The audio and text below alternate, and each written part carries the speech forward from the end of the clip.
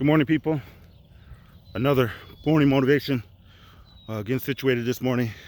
Hey, I give y'all this prerequisite. I know my face be looking jacked up. I know I be breathing hard after these morning motivation. Hey, this ain't no beauty contest. This is a success contest. So I got a morning message for you, but I give you the warning right now that if your attention span is shorter than my hair, you may want to click off now and get the cliff notes in the comments. But I was running this morning. As you know, as always, I didn't feel like doing it, but I got up anyway, so we'll skip that part of it. The key to it is I got out there and I decided to go to a different environment, to try something new. And that's the message about enlarging your territory and becoming bigger. Meaning that I was at a park before, and when I was run, the track was 0.25 miles. And then I graduated to another park, and that was 0.65 miles. So I can manage my progress and make sure that I was making the right times in that. So this morning, I wanted to get out and try something new.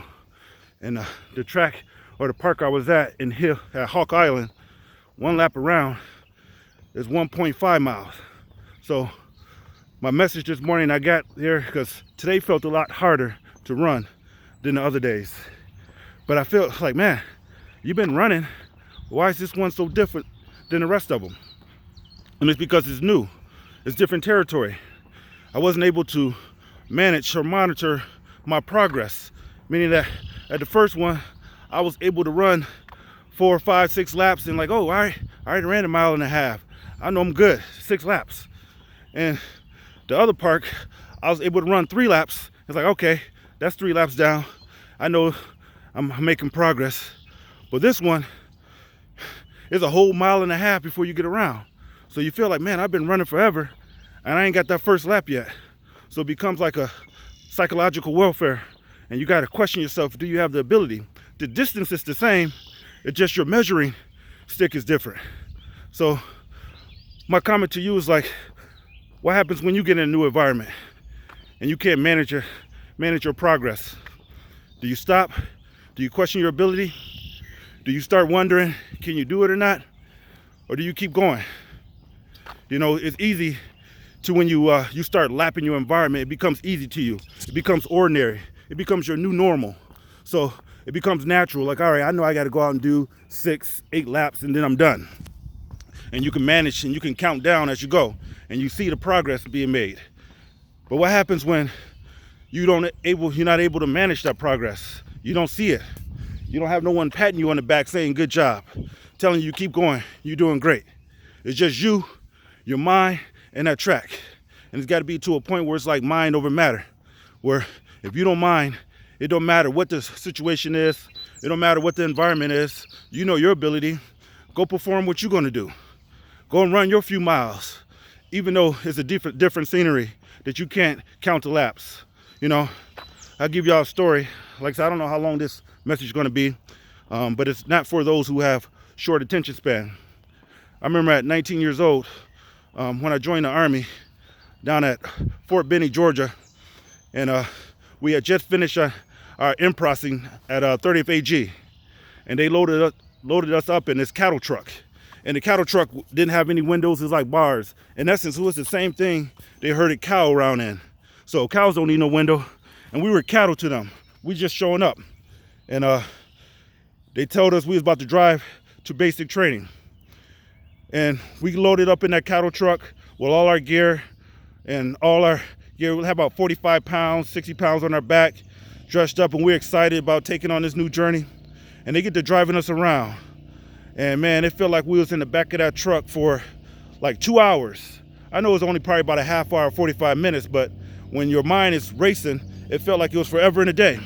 So we drove around, and then we finally get out at our duty station. And as soon as the doors open, you got the drill sergeants yelling at us. We're perplexed because at 30th AG, everybody was nice to us. Hey, thanks for joining the Army. You know, you're embarking on this new journey in your life. It's wonderful, it's gonna change your life. So we thinking, man, this is gonna be cool. As soon as they open up those cattle truck doors, all the drill sergeants start yelling at us, telling us to hurry up, you know, get down, they ain't waiting on us, we taking too long. and we got smoked. And for those who not military, getting smoked, man, we did so many push-ups, flutter kicks on our first day of basic training. A lot of people started questioning their decision and wondering like, hey, this ain't the 30th AG. They ain't giving us these hot meals like they were before. We ain't sleeping in comfort, wondering what we gonna do. Man, every minute was planned of our day.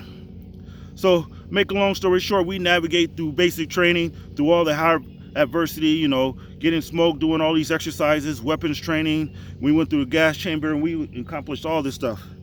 And long story short, we had a requirement to do a 15.5-mile road march at the end of our basic training.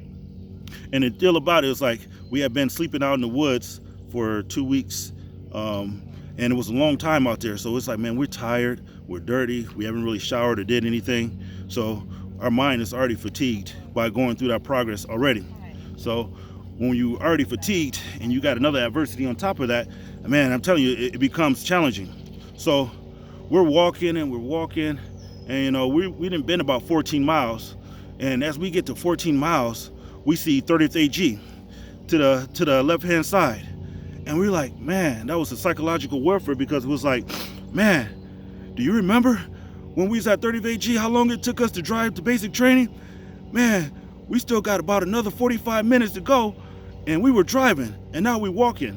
So I know my voice inflected. Y'all can make comments in the section, but it was a psychological warfare, because we had seen 30th AG, and we realized that it was still a long ways off, and that we had already walked 14 miles, and we was thinking we had, man, a long ways to go.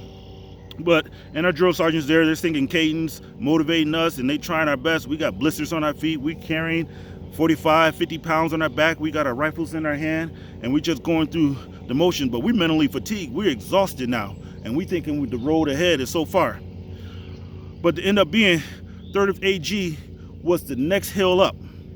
I mean, we literally was less than a mile from where we started from, and we were at the end of our journey. But in our mind, we thought we had so much further to go. So my message this morning when I was running in newer territory and realized that this track is different, hey, the end is closer than what you think. It's the same distance. If it's a mile, it could be a mile in flat territory. It could be a mile uphill. Now uphill gonna be a little difficult, I'll give you that. But no matter, it's still a mile in distance. So a lot of you may be trying to reach your goal and you're thinking you're far off and that you got a long ways to go. But keep walking, put one foot in front of the other, and keep going, and you realize that the end is closer. And byproduct of me finishing that gave me a new level of confidence in life.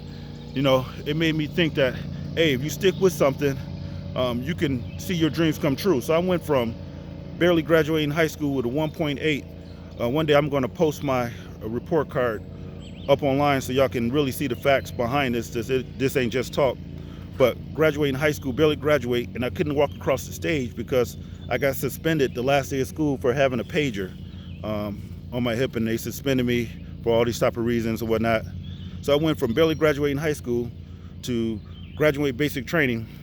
And then when I graduated basic training, I realized, man, if I could do basic training and do active duty, I could do college. So I built upon that success, and I ended up going to college and graduated college with a 2.95 with a bachelor's degree.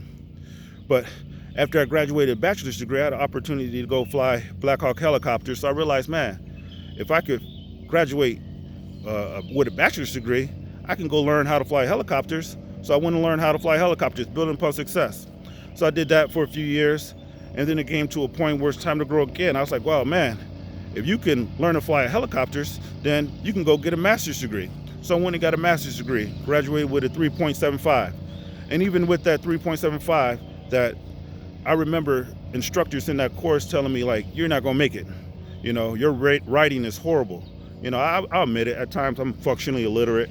I can't halfway write, my punctuation sucks and stuff, so they used to mark my papers down. But I had content, meaning that my mind was grasping the concepts, and I was able to write it and convey it, but I just couldn't punctuate it right.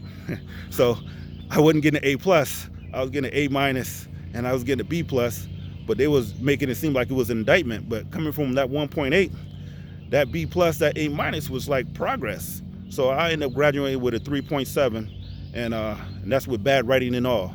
So don't let people judge you or mark you down because you're weak in one area. I mean, just persistence is the key. Stay with it. So my motivation to you, when God enlarging your territory and it's a little different than what you're used to, keep going. Keep taking that step. Keep being motivated and getting out there, because if you keep putting that step one in front of the other, you're going to realize you're going to accomplish one goal, and then you're going to set another one, and then you're going to accomplish that goal, and then before you look back on your life, you realize that you've done something, and you should be proud of that.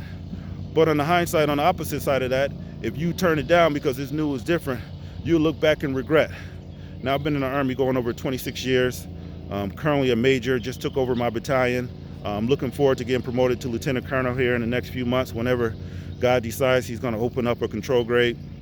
For those who are military, they know what I'm talking about. Sometimes, it takes the long route, but progress is the key.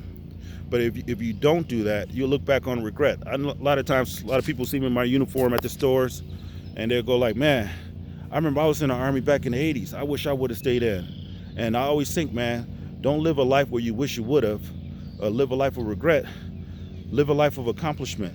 So get up this morning, do something to move you further, experience new territory, take on new things, take on a challenge. As far as the frequency of these, I'm not going to force them. When it happens. When I'm running, it seems like I'm in my mind. God's able to speak to me because I'm quiet, and it's just me, this track, and him. So who knows how often it would be. If you're irritated by them, just click on somebody else's page just talking about nothing. So until then, until the next one, y'all be safe, but make progress.